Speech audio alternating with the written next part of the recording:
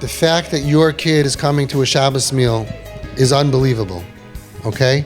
He says, your Shabbos meal is so boring. You tell him, you're right.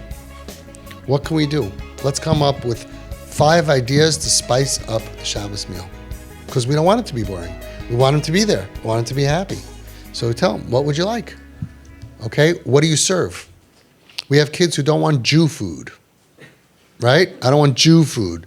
Gefilte fish makes them go crazy for some kids, right?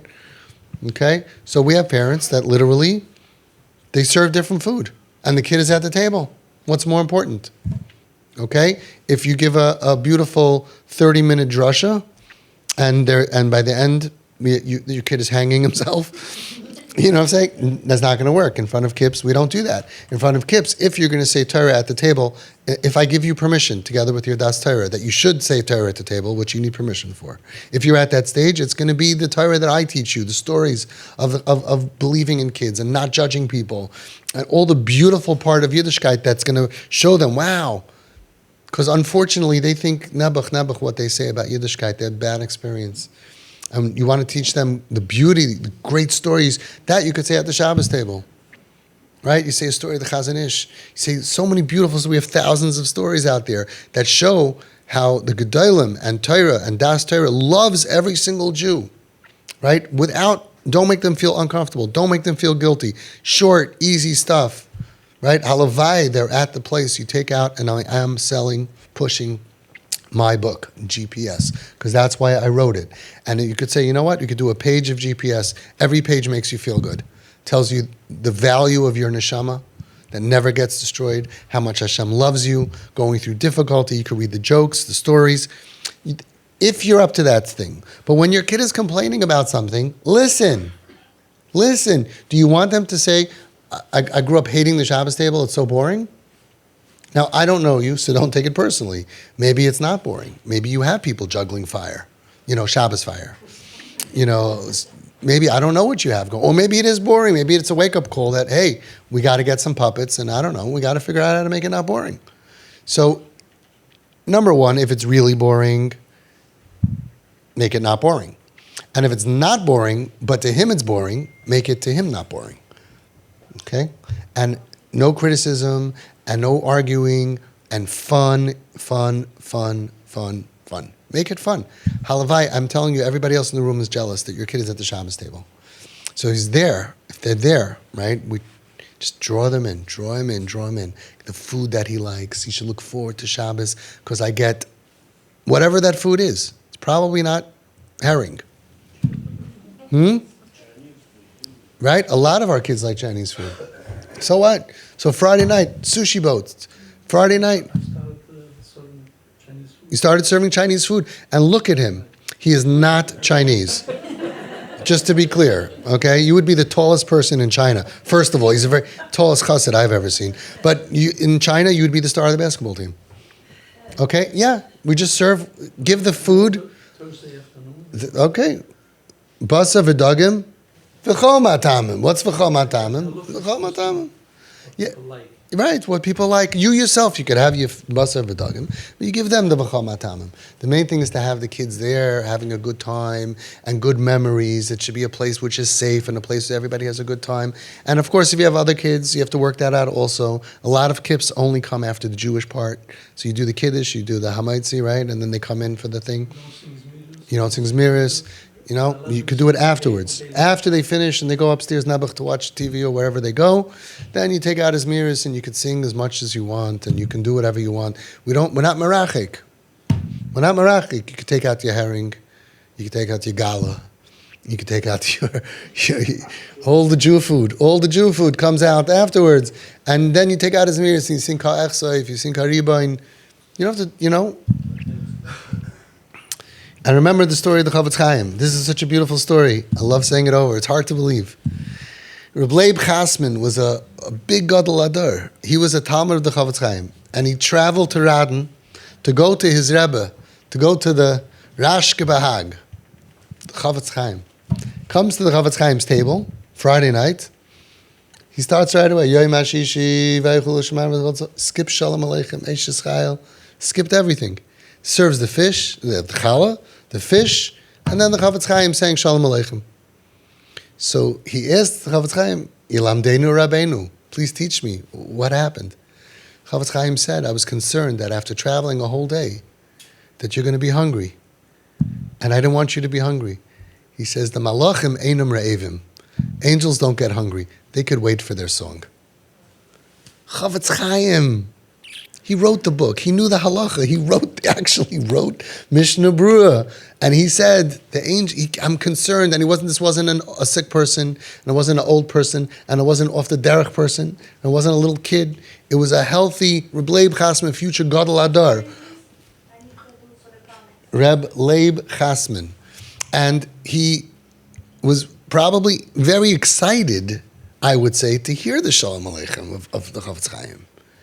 Probably by him this would be amazing. But you'll get it later, but you're physically also you need food. I was worried that you're tired from traveling and you're hungry. Malachim einam re'evim. Can you imagine if we would do this? We have guests. Some people, it takes an hour and a half of skin.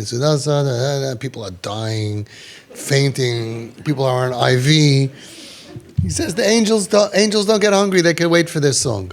Beautiful. So I think that we can apply this. And again, if it's a halacha question, hashkafa question, ask your Rav, discuss it with your Rav. We have a situation. We're trying to bring in a kip. We're trying to save a life. We want to make the table exciting. We had a father that said, a shulchan Shabbos is a mizbeach. It's true. And there's no dvarim b'telim. You're not supposed to have dvarim b'telim. Also true. So he didn't let any dvarim b'telim. And he had in his Shabbos table no dvarim b'telim and no kids. And he was like, what? They were the karbanis. He said it's in the shulchan is a mizbeach, and he sacrificed his kids. Taka, his Shabbos table became a mizbeach. He sacrificed his kids because every time a kid, he would blow up and get angry. Oh, anger is okay. It's ki'ilu avodah avodah zara. No, because l'shem shemayim. Aha. Mm-hmm. So anger is okay, but the kid's talking about a haircut or something. He says, Dvar b'telim. It's like guarantee, like the absolute worst chinuch in the world. Pretty much all your kids are going to either be psychotic, off the derech, or both, or just be very horrible people. Because you just can't raise kids like that. And Gedolim don't do that. They don't do them. So make it interesting. Shabbos table cannot be boring. This is even for regular kids. You have to play the games, and you have to have the puppets, and you have to become expert storytellers and keeping it interesting, and it's got to be fun, and yeah, there's sometimes a balance where it's out of bounds a little bit, and you have to know, even with regular kids, you need hadracha on how to keep it fun and exciting.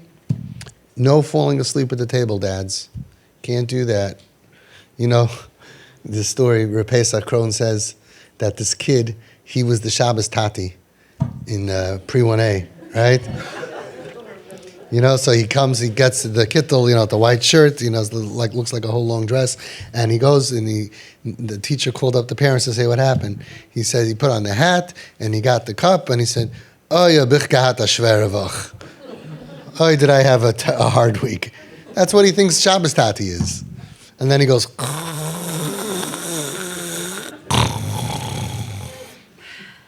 you got to take a nap beforehand. You got to make it exciting and fun. We're all salesmen. You're selling it. I had a kid in Home Sweet Home. He said, my father never lasted past the soup. He always got angry at something, always got frustrated at someone, always arguing. And they say, look at this horrible religion. Not only you can't do anything, everybody's fighting at with each other. So you got to learn how to do the right thing. Now that's for regular kids. You throw a kip into the room, now we're a hospital. Now we're a Kiruv center. Nobody can be makar of your kids like you. And if they're not at your Shabbos table, like famous story, parents that were here, and they made the critical mistake that so many people made. The kid came to the Shabbos table as he started the unraveling process, and it's so painful. And he came not dressed properly. Father said, "Azoy kims to the Shabbos dish? That's the way you come to the Shabbos table?" So the father thought that there were two choices. He's going to come like this to the Shabbos table, or he's going to go get dressed properly and come to the Shabbos table. He didn't realize those were not the two choices. The choices was he's going to come in his underwear, pajamas, or whatever to the Shabbos table, or he ain't coming to the Shabbos table. So that was it. The kid stopped coming to the Shabbos table. I'd rather have a kid in his underwear. I'm talking about a regular kid wouldn't do this. A healthy kid knows. This kid himself knew 3 years ago how to dress, and he came in a suit or a chassidim with a gartel, whatever. He did all of that. Now he's going through a crisis, and he's coming in his underwear, or he's coming not whatever. Welcome him. Welcome him, and then he will once again end up in 5 years or 10 years looking like you wanted him to look, or as getting the best out of the situation. It could be he won't look like you want him to look, could be he'll look like one of my kids. What could you do? Maybe he won't put on a gartel, maybe he will put on a gartel, maybe he won't. But you'll get the best. Now we're doing kiruv. Now we're doing full-fledged kiruv. You never make someone feel uncomfortable, and it's so easy when it's not your kid. When it's not your kid, and a guest comes, you're ever going to say, Azoi comes to the Shabbos dish? Your Chabad center is not going to be open that long. You're not going to be makar of anybody. That's the way you come dressed to my house, right? First rule of kiruv is don't do that. You smile. It starts with a smile. Happy to see you. Great to see you. And you know what it ends with? The same smile. And in between, if they're not allergic, because they're not from, so you could throw in, and he'll be interested. Oh, what do you do here? You wash? Oh, can I get, the guys that, the men, they ask, when they start, they ask for a ring to put in their mouth. When they wash their hands, they also want a ring, because I don't have one. They think that, you see all the women putting the ring in their mouth, so they think you need a ring. That's part of the ritual. We have some crazy rituals, so it wouldn't be too surprising that if the halacha was that while you wash your hands, you have to have a ring in your mouth. We're all like, oh, that's stupid. Really? Dipping your bread in some salt is not, I'm not saying it's stupid. I'm saying is we do some weird stuff. Dam tzvardeya, right? Okay, for the drippies. Okay, anyway, bottom line is, that's the bottom line. We're doing kiruv. So if they come to the Shabbos table, you smile and you're happy that they're there. Now, when does kiruv start? Earlier than we apply kiruv. We're all starting too late.